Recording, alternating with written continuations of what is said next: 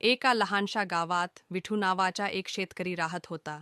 त्याची शेती गावाबाहेरच्या एका छोट्या टेकडीच्या पायथ्याशी होती.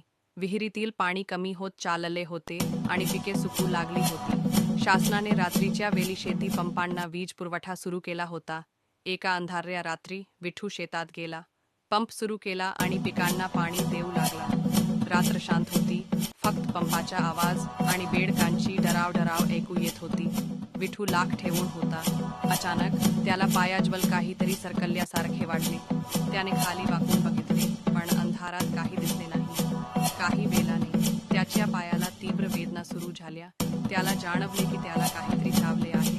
त्याने टॉर्च लावली आणि पाहिलं तर एक मोठा नाग त्याच्या पायाजवळून सरकत होता. निवेदक घाबरून तो धावतच घराकडे निघाला. गावातील दवाखाना बंद होता आणि शहरात जायला खूप वेळ लागणार होता. वेदना असह्य होत होत्या. विठूच्या डोळ्यासमोर अंधारी आली आणि तो खाली कोसळला. दुसऱ्या दिवशी गावकऱ्यांना विठू शेतात बेशुद्ध अवस्थेत सापडला.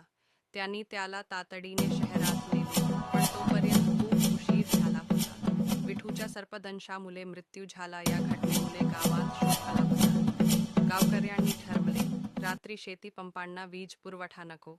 दिवसा पाणी दिले तर रात्री होणारे अपघात टळतील. त्यांनी शासनाला निवेदन दिले आणि रात्रीचा वीज पुरवठा बंद करण्याची मागणी केली. या कथेचा संदेश असा आहे की रात्रीच्या वेळी शेती पंपांना वीज पुरवठा करणे धोकादायक ठरू शकते. अंधारात सर्पदंश होण्याचा धोका वाढतो. त्यामुळे शक्यतो दिवसात शेतीला पाणी देणे सुरक्षित आहे. रात्रीच्या वेळी शेतात जाणे टाळावे.